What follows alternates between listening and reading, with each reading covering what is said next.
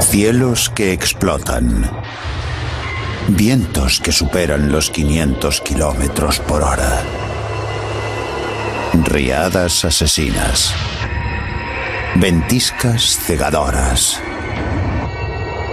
Paralizantes tormentas de hielo. Y calor abrasador.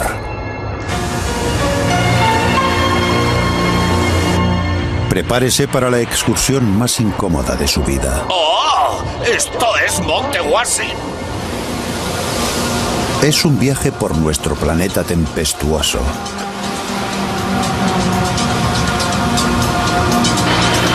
El clima establece y bate sus propios récords. Se pierden vidas humanas.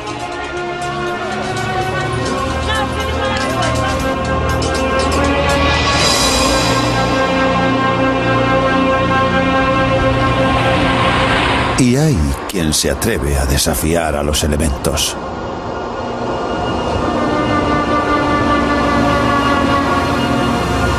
Monte Washington, New Hampshire, hogar de lo que muchos consideran el peor clima del mundo. En este observatorio de montaña, este primitivo anemómetro registró en 1934 un viento a 370 kilómetros por hora, la máxima velocidad media fuera de un tornado.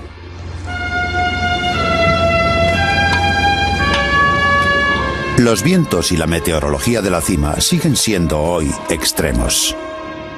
Buenos días, seguimos con invierno aquí arriba. Algo de nieve, aguanieve y mucho viento. Esta mañana los vientos han superado los 130 kilómetros por hora. Llevamos 13 días este mes con vientos huracanados y la temperatura actual en la cima es de 7 grados bajo cero.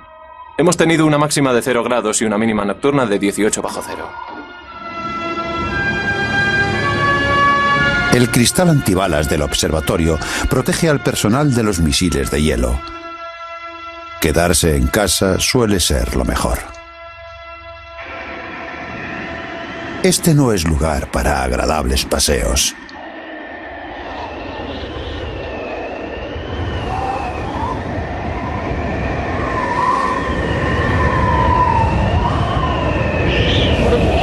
¡No puedo más! ¡Oh! ¡Esto es Monte Washington! ¡Oh! ¡Oh! ¡Oh!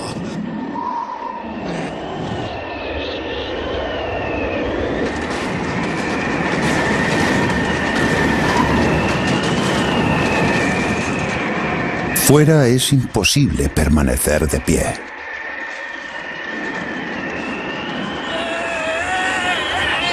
Tomar el desayuno es inconcebible. El personal del observatorio ha realizado esta divertida demostración. Aunque nunca olvidan que casi 130 personas han perdido aquí la vida. La intensidad del viento en Monte Washington se debe a un factor físico. La altura de la montaña y además una capa delgada de la atmósfera que comprime el flujo de aire. Si se limita el volumen, hay que aumentar la velocidad para mantener la masa. Se parece mucho a poner el dedo en la boca de una manguera. El Monte Washington es conocido entre los aventureros en busca de un reto, pero con vientos de 160 kilómetros por hora, hombre y montaña no siempre hacen buenas migas.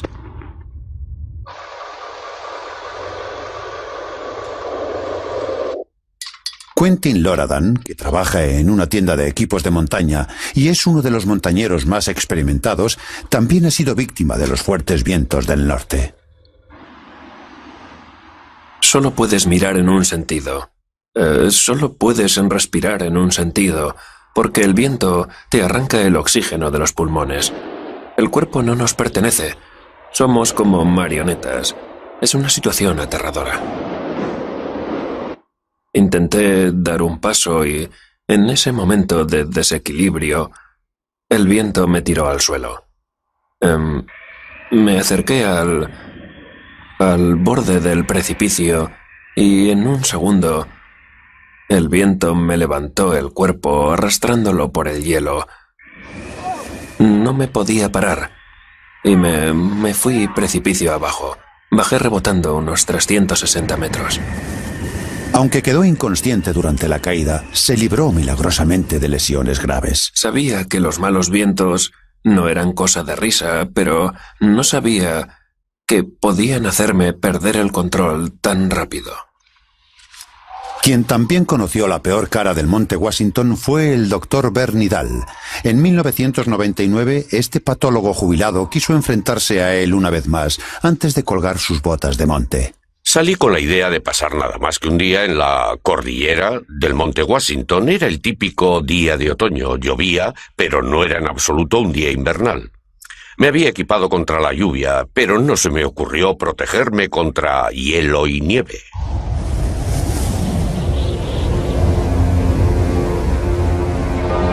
Bernie volvió a la montaña para mostrarnos qué pasó.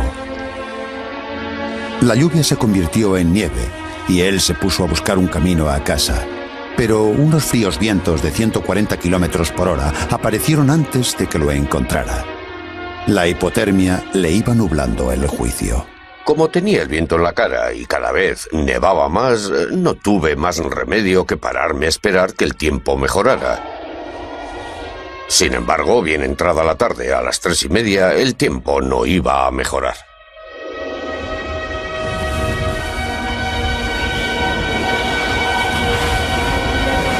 Bernie, ya debilitado, supo que tenía problemas.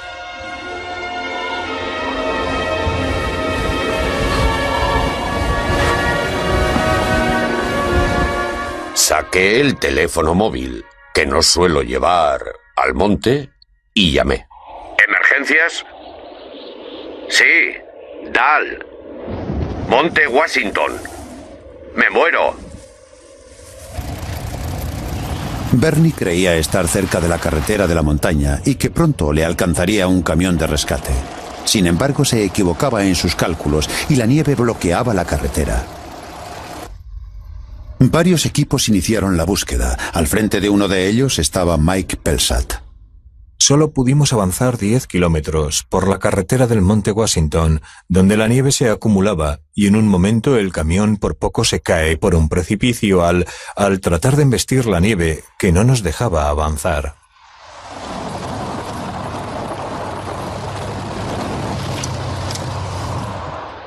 Desde allí, y con los vehículos atrapados en la nieve, seguimos a pie. Habían pasado 3 horas desde la llamada de Bernie. Este se deterioraba con rapidez. Su última defensa contra el frío, un saco de dormir, acabó en poder del viento. Sin embargo, gracias a sus conocimientos de patología médica, supo permanecer caliente flexionando y relajando los músculos.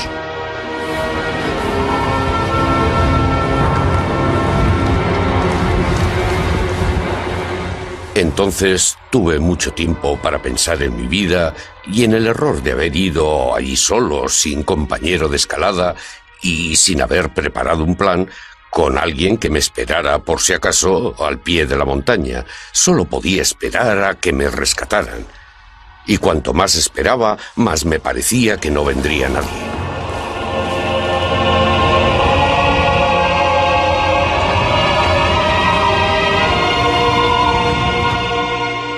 Mientras avanzábamos, íbamos descartando lugares desde la parte más baja a la más alta de la montaña, de un lado a otro, y comprobando los sitios donde podría estar.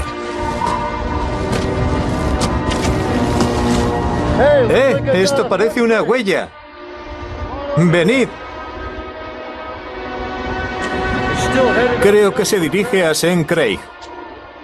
No creo que siga monte arriba. Entonces, acordamos darle solo 5 minutos más, porque estábamos muy cansados. Llevábamos 3 horas buscándolo en medio de un viento horrible, y le dimos 5 minutos más. Si no le encontrábamos, desistiríamos. Esos 5 minutos más salvaron la vida a Bernie. Eran las 10:30, 7 horas después de su llamada de socorro. Y lo mejor que ocurrió, por supuesto, fue que mientras esperaba tumbado la muerte, esa luz blanca que dicen que se ve al final, Vi en efecto la luz blanca, pero no era la experiencia de la muerte, sino el equipo de rescate. Bernie, ¿eres tú? Es increíble. Aguanta, ya casi estamos. Aguanta, tranquilo. Te cuidaremos bien. Una cosa es encontrar a alguien en estas tormentas, pero otra cosa es encontrarlo y lograr estabilizarlo, invertir el efecto congelador de la hipotermia. ¿Cómo te va? Bien, mejor. Vamos a darte líquidos calientes. Muy bien. El segundo equipo subirá en breve. Se ha movilizado en la base. Tienen que esperar a que el quitanieves Bien. les abra camino. Mike, los fluidos. Nos quedaremos aquí un rato, Bernie. Nuestra mayor preocupación de entonces eran las historias que conocemos de muchos rescatados en condiciones muy parecidas, donde nada más llegar el equipo de rescate, la víctima se relaja, la sangre fría de las extremidades llega al corazón y puede producirse un shock post-rescate que provoque una parada cardíaca. Pasarían 2 horas antes de que pudieran llevar a Bernie a un hospital. Había sabido muy bien mantenerse vivo. Sin embargo, algunos han criticado su presencia allí y el fiarse de un teléfono móvil en lugar de adoptar las precauciones habituales de seguridad. Creo que mi mayor error fue no hacer caso de... ni estudiar ni hacer caso de toda la información y de los pronósticos meteorológicos que se difunden a diario por la zona del Monte Washington. Tan solo vi que llovía y tuve fe en que llovería en la cima, pero no fue así. El Monte Washington no produce los vientos más rápidos del mundo. Estos se dan en tornados mucho más pequeños, en sistemas tormentosos más concentrados con un poder de destrucción asombroso.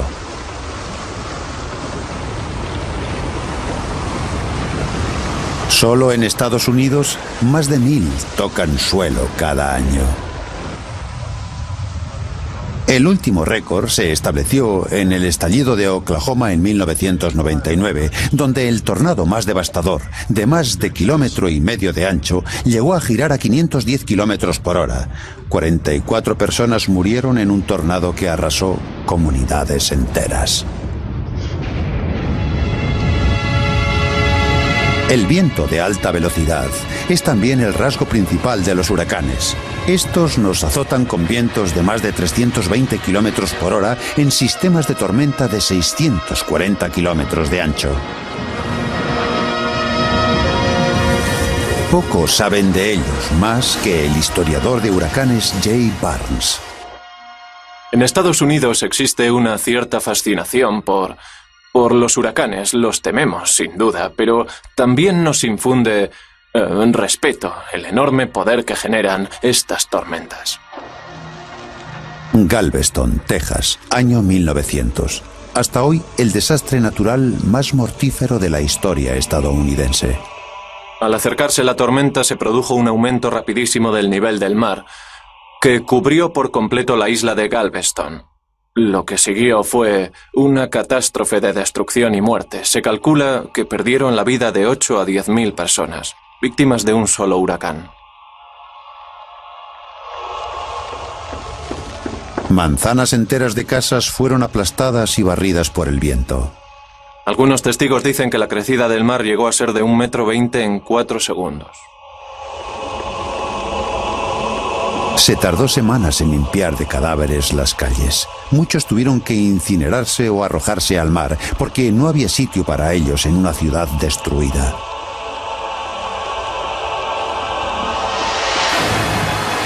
Año 1992, Florida, la capital estadounidense de los huracanes. Otro récord meteorológico. El huracán Andrew sigue siendo el más costoso.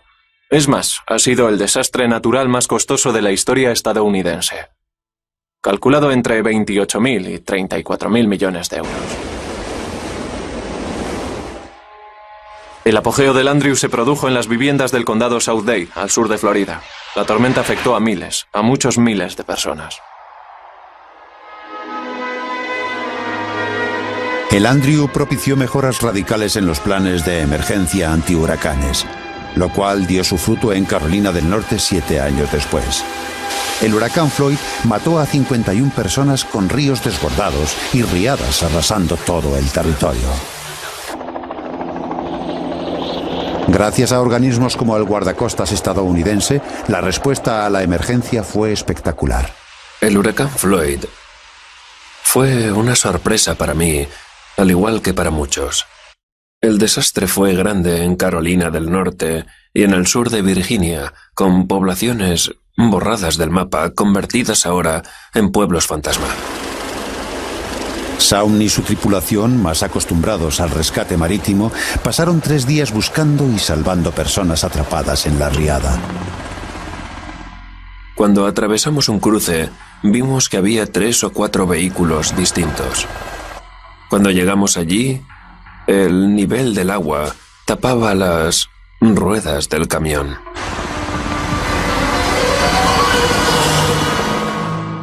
Unos 20 minutos después, casi había tapado la puerta. El agua subía con mucha rapidez. No había tiempo que perder. Shaun bajó de inmediato a rescatar a 2 camioneros.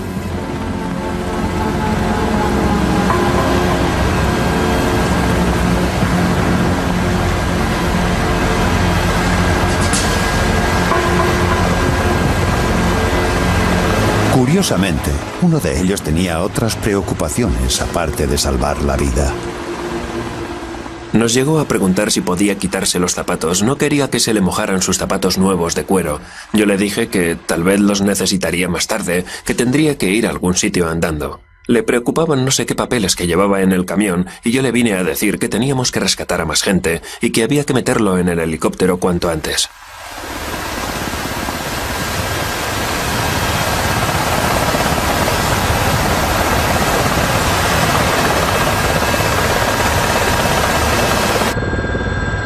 Y llegaron a ser 2000 las personas puestas a salvo por los servicios de rescate.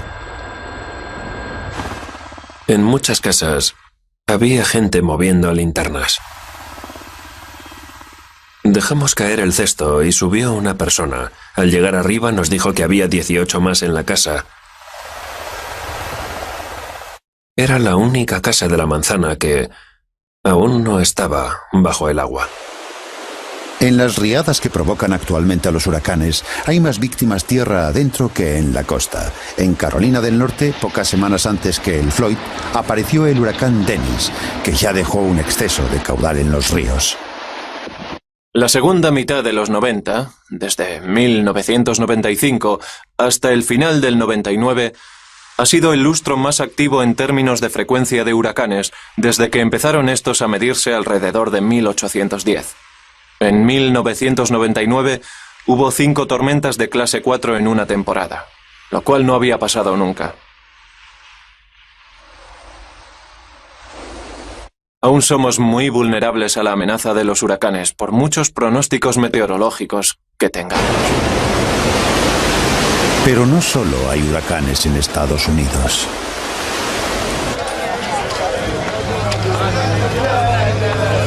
Mozambique, abril del 2000.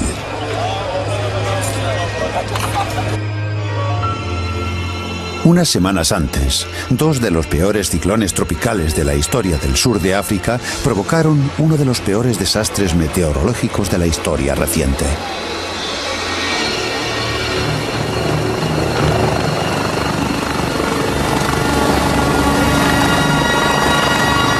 Estas increíbles riadas fueron consecuencia de más de 2 semanas de intensas lluvias sobre la región. Los ríos del país no pudieron contenerla. Aileen y Gloria, 2 grandes ciclones, destruyeron grandes porciones de Mozambique, dejando a 500.000 de personas atrapadas y sin hogar. La población de Chokwe, junto al río Limpopo, desapareció literalmente bajo el agua. Ocurrió entonces que el río se desbordó y el agua barrió por completo la ciudad, cubriendo sus casas, muy parecidas a esta que podemos observar detrás de nosotros. Todo ocurrió entre 30 minutos y 1 hora. No hubo tiempo para prepararse, y el único refugio posible eran los árboles y los tejados. Tuvieron que subir y quedarse allí. Algunos entre 5 días y 1 semana. El ciclón inundó las tierras con más de 10 metros de agua, un desastre natural de proporciones bíblicas.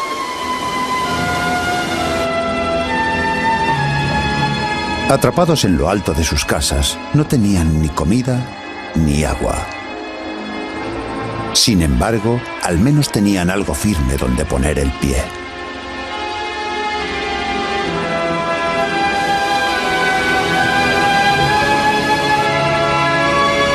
...700 personas se ahogaron.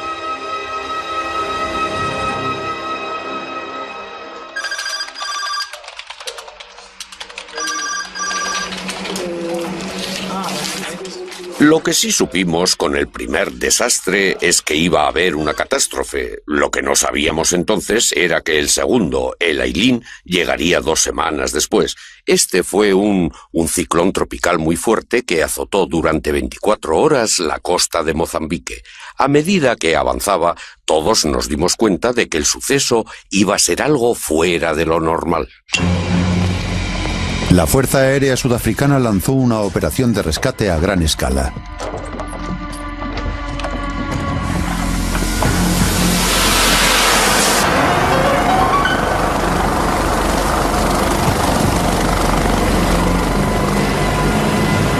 En el transcurso de 3 semanas, los pilotos volaron durante más de 9 horas al día para salvar a casi 15.000 personas desesperadas. Los helicópteros se agolpaban peligrosamente en los límites. Todos y cada uno de los miembros de las tripulaciones se convirtieron en héroes.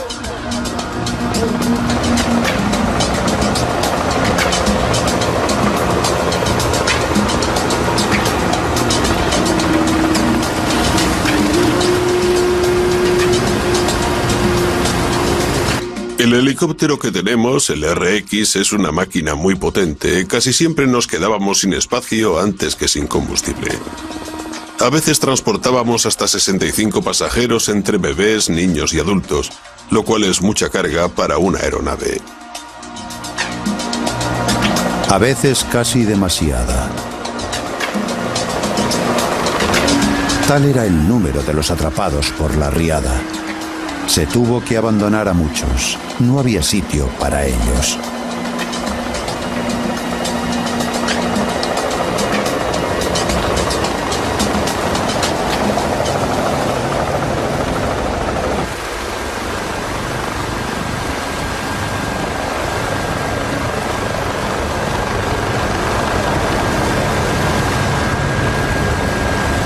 Este es el sargento Martin Randlehoff, técnico de mantenimiento en la base. Él se ofreció para realizar estos rescates temerarios. Sin duda guardo muchos recuerdos de esta operación. Fue una gran experiencia, una parte muy importante de mi vida. Hay cosas que nunca olvidaré.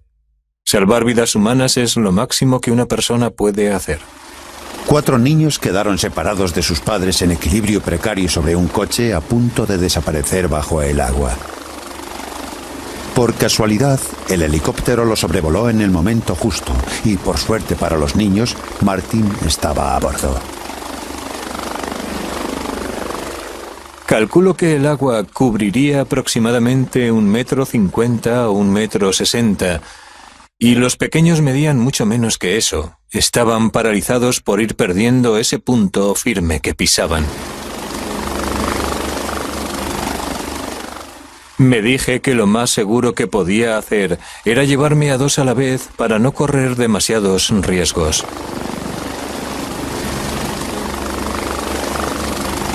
Martin, que juega en el equipo de rugby de su ciudad y es tremendamente fuerte, reapareció con los 4 niños en brazos. Yo agarraba al más pequeño por la muñeca y se me iba resbalando y entonces pensé que no se me podía caer ninguno, que tenía que salvarlos a todos. El alivio y la gratitud de los niños era evidente. Extendí la mano. Ellos me tocaron y me pareció la mayor sensación que podía tenerse en la vida.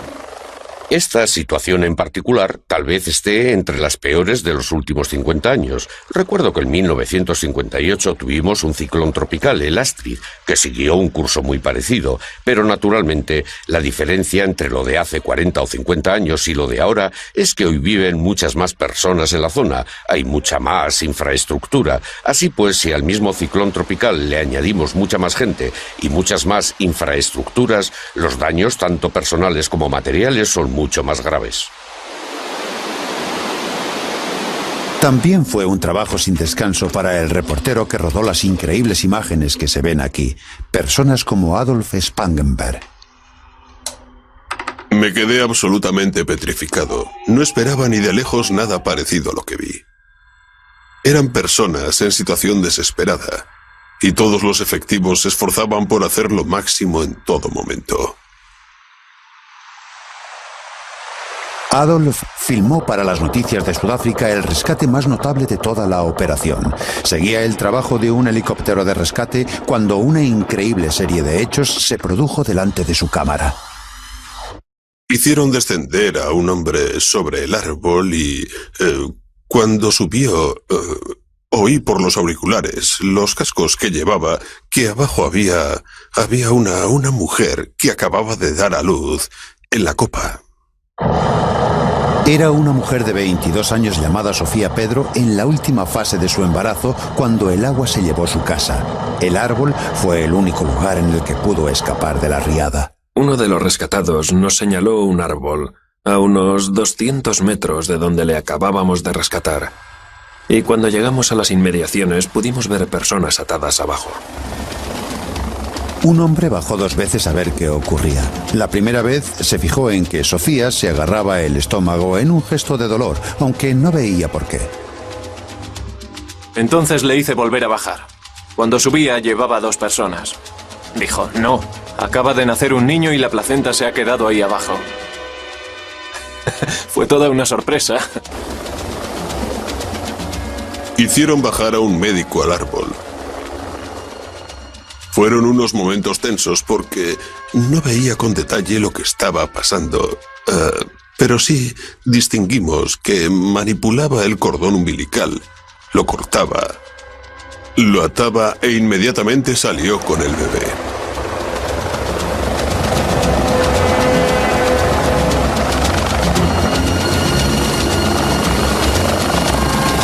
Fue entonces cuando subieron a Sofía.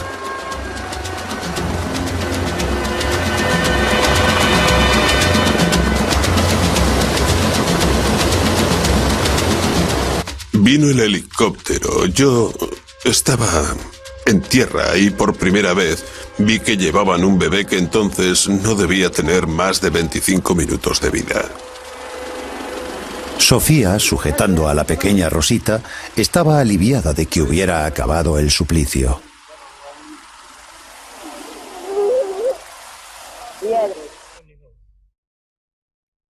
Habíamos perdido la esperanza.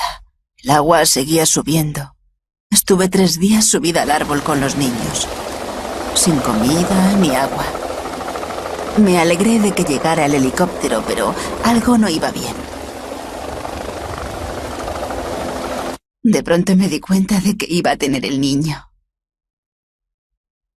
El marido, Salvatore, trabajaba lejos de casa cuando llegó la riada y se enteró del nacimiento por los periódicos.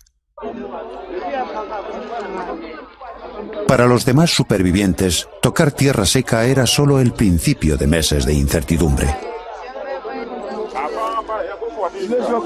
Las riadas de este año han sido el peor desastre natural de la historia de Mozambique.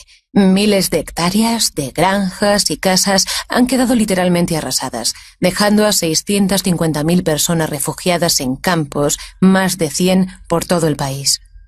Estas personas lo han perdido todo menos lo puesto. 2 meses después del inicio de las riadas, los helicópteros volvían a la base llevando a bordo héroes llenos de recuerdos, pero también de respeto. No creo que seamos los héroes. Los héroes son el pueblo de Mozambique que aguantó el desastre en pleno y se apresta a levantarse y volver a caminar, a rehacer su vida. Ellos son los héroes. La historia de Sofía con su hija la hizo famosa entre los mozambiqueños. Fue invitada oficial del gobierno en la capital, Maputo, durante varias semanas. Sin embargo, al igual que otros miles, carecía de hogar o pertenencias y se enfrentaba con su joven familia a un futuro incierto. La Antártida. En esta base de investigación de Vostok, de la antigua Unión Soviética, se registró en 1960 la temperatura más baja de la Tierra, 89 grados bajo cero.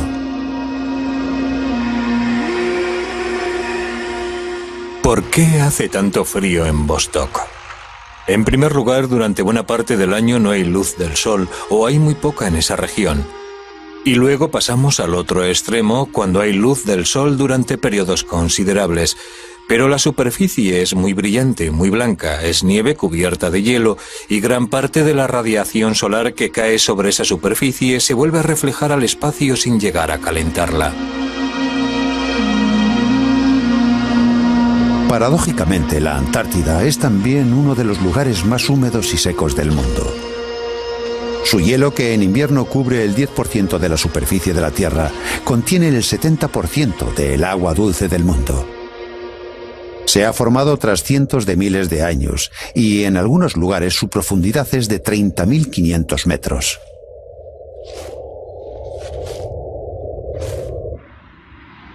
Sin embargo, sus escasas precipitaciones la convierten también en uno de los lugares más secos del mundo. El frío extremo no se encuentra solo en regiones remotas y aisladas como la Antártida. La nieve y el hielo puede esgrimir su poder congelador en nuestros pueblos y ciudades, siendo capaces de congelar la vida moderna.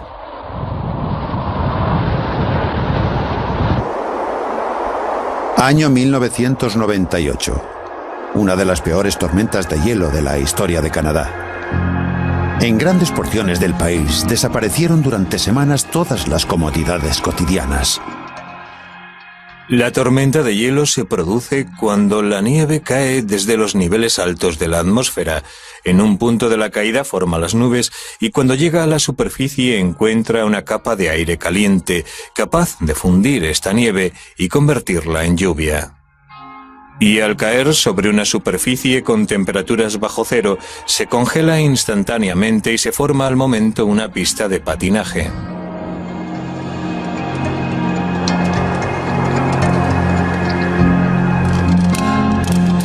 La tormenta de hielo del 98 paralizó la vida durante 5 días. Una capa de varios centímetros de hielo lo cubría absolutamente todo. Los cables eléctricos no diseñados para soportar el exceso de peso se desplomaron.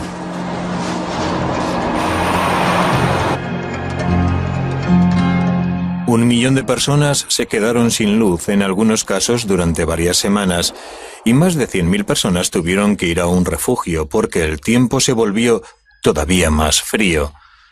Y al carecer de luz para calentar las casas, tuvieron que marcharse. ¿Sabe cómo? ¿Cuál es el efecto del clima frío sobre el cuerpo humano? En este laboratorio universitario de Canadá, unos valientes estudiantes descubren con dolor la verdad, en condiciones seguras. El nombre exacto de lo que se estudia es termofisiología. La termofisiología viene a ser la función del cuerpo que pretende mantener su temperatura a nivel interno. Voy a poner un poco de hielo aquí. Vamos a enfriarla un poco.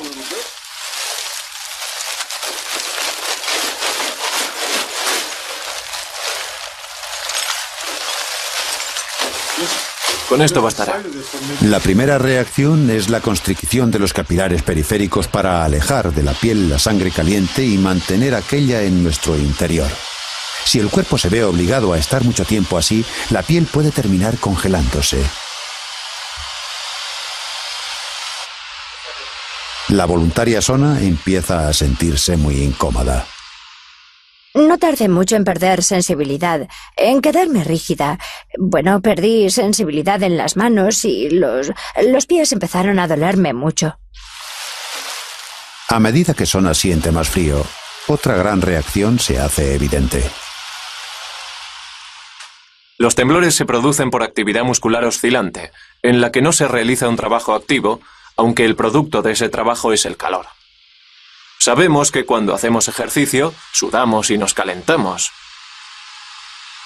Y es porque el calor es un producto del ejercicio muscular. Cuando tiritamos, eso es exactamente lo que pasa. Tiritamos solamente para producir calor. En reposo producimos 100 vatios de calor.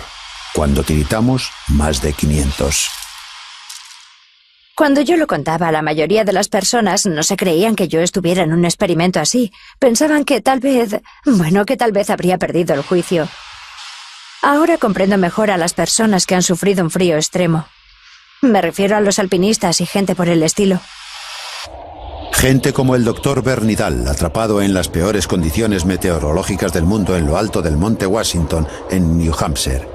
Cuando el cuerpo queda expuesto al frío extremo por un periodo prolongado, sus reacciones, a medida que disminuye la temperatura interna, pueden ser mucho más radicales y, en último término, fatales. Según descendemos, entramos en una hipotermia suave. En ese punto, todavía tiritamos con fuerza. El sistema de regulación térmica trabaja al máximo. En caso de hipotermia grave, perdemos la consciencia, ya no tiritamos, probablemente estaremos rígidos y no produciremos demasiado calor.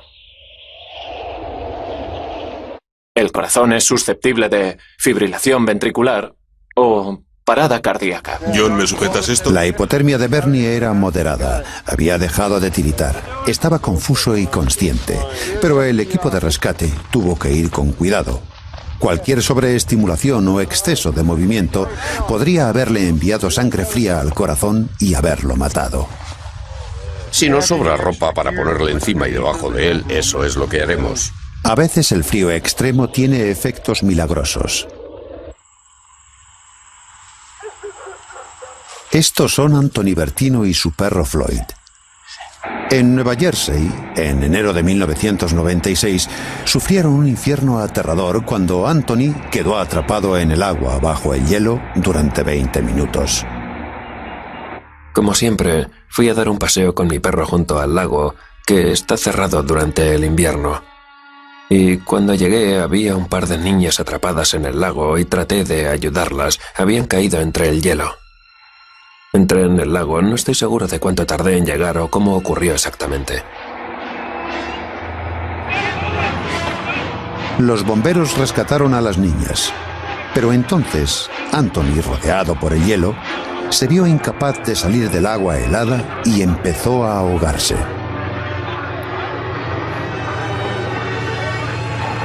No sé si tenía miedo o qué sentía, pero no pensaba que fuera a salir.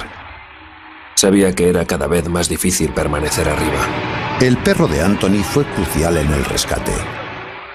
Por lo que me dijeron los del rescate, su ayuda fue muy importante para poder localizarme cuando estuve bajo el hielo. Sí, su papel fue importante. Estuvo junto a mí en todo momento.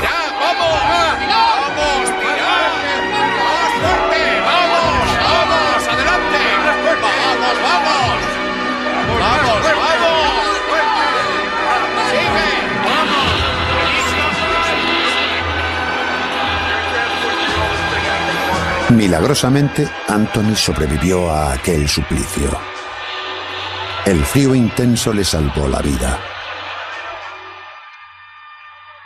Si alguien se sumerge por completo, hasta la cabeza, en agua fría, sobrevivirá más tiempo que si se sumergiera en agua templada.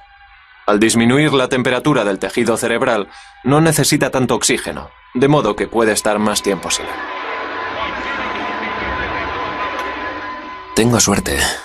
Tengo suerte de estar aquí. Es algo muy raro. No todos los días puede uno ahogarse, sumergirse, ser rescatado muerto, ser revivido y todo eso. Es muy raro. El calor puede ser igual de peligroso. Este es el desierto del Sáhara. 4.300 horas de sol al año. Casi 12 horas diarias. El 13 de septiembre de 1922, en el Sáhara libio, se alcanzaron los 58 grados de temperatura, la más alta jamás registrada.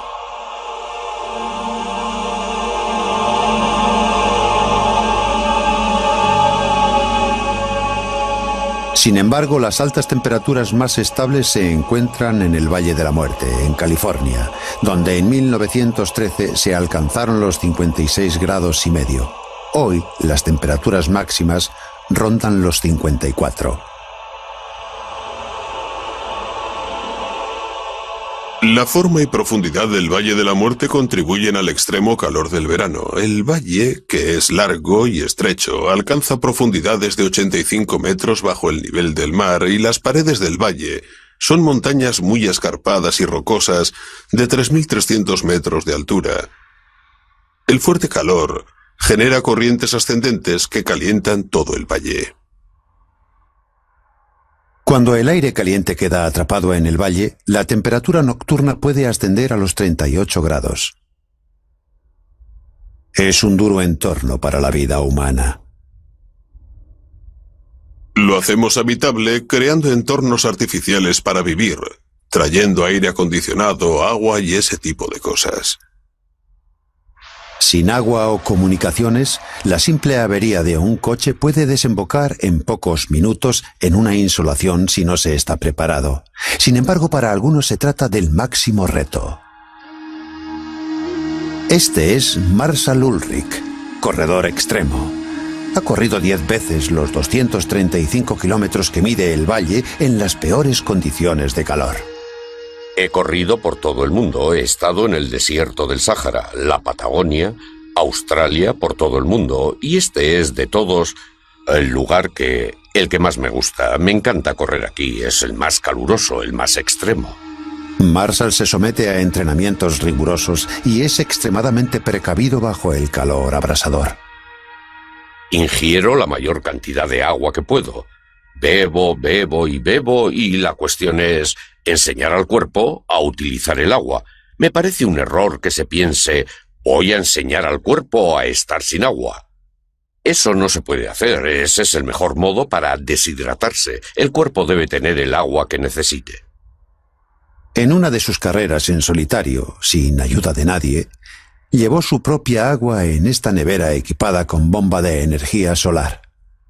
Bebió 75 de los 83 litros que contenía, el doble de su peso en agua. Lleva ropa con ventilación especial y un sombrero lleno de hielo para hacer creer a la mente que hace más frío del que hace en realidad. Y pisando superficies que alcanzan los 93 grados, también sabe elegir su calzado. ¿Alguna vez se le ha fundido? ¿Qué pasa? Quiero algo de sal. A veces se ha fundido él mismo, debido a la deshidratación. Hacía más de 49 grados y yo quería correr toda la distancia en 24 horas. Y me empecé a marear mucho. Sentía que se me revolvía la piel. Casi era como si me estuviese muriendo. Tiene mucho calor. Tras cancelar una de sus salidas en solitario, su cuerpo necesitó 3 horas en una habitación fría para volver a su temperatura normal. Sin embargo, los efectos del calor no son solo físicos. Marshall también ha sufrido alucinaciones.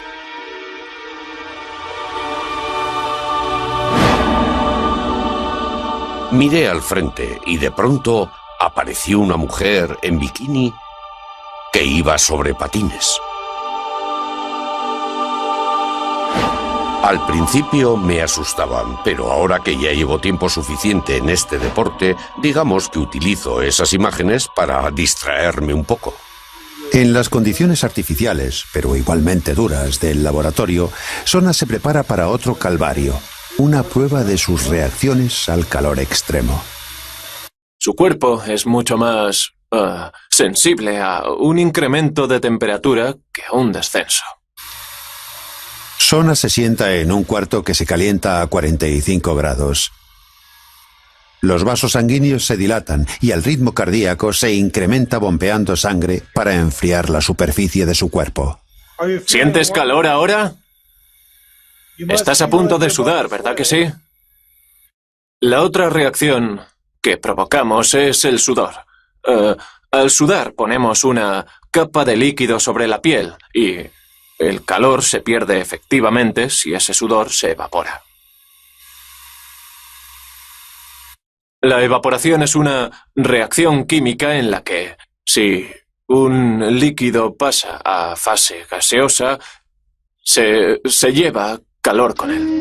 Marshall Ulrich se asegura siempre de beber agua en abundancia cuando corre por el Valle de la Muerte para reemplazar la que pierde sudando. En 1994 se convirtió en la única persona del mundo que había corrido la ruta de sur a norte, cuesta arriba a través del valle. Pero el récord está a salvo. Nadie lo ha batido, ni lo ha intentado siquiera. No creo que sea algo tan atractivo. No hay muchos aspirantes a realizar cosas como esa.